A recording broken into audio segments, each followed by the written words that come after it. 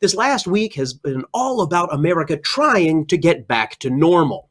Now, Democrats passed the $3 trillion Heroes Aid package in the House, with aid provisions for state and local governments, emergency equipment, and another $1,200 check for individuals.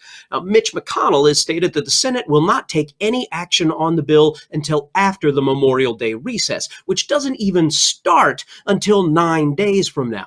In the meantime, McConnell will continue to use the let's just wait and see what happens approach that has worked so well for the economy of his home state of Kentucky.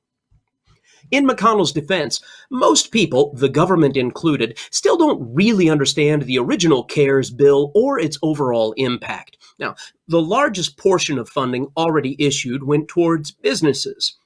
These include large corporations and the airline industry, and the trickle down from that helping individual taxpayers should be arriving any moment. Just wait for it. Wait for it. Should be any second now. And nope, still screwed.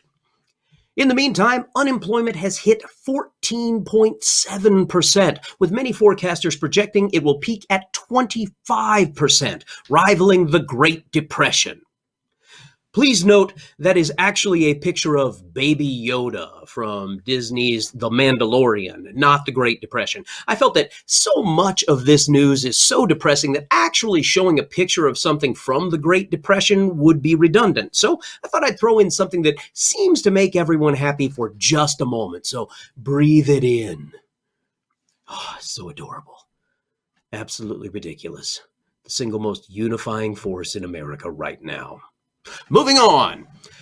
President Donald Trump has fired Steve Linick, stating that the president no longer has confidence in the State Department's Inspector General. This, of course, occurred right after the independent executive watchdog's office opened an investigation into Secretary of State Mike Pompeo, making this the latest in a long string of firings and actions by the administration that seem to be retaliatory.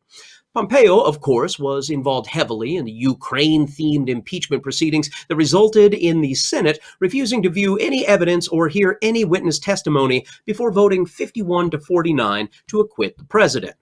Now, if you're keeping score, the president says he's a genius, but he won't let us see his grades. He says he's rich and not profiting from the presidency, but he won't let us see his tax returns. He says he's innocent in his dealings with the Ukraine, but he won't let us see evidence or hear witnesses. He says he's doing a great job fighting COVID-19, but he won't let his experts speak to the House. He says masks aren't really necessary, but he's requiring everyone on his staff to wear one. And despite of all of this and so much more that would not be tolerated from a Democrat, he can still count on support from people who live here.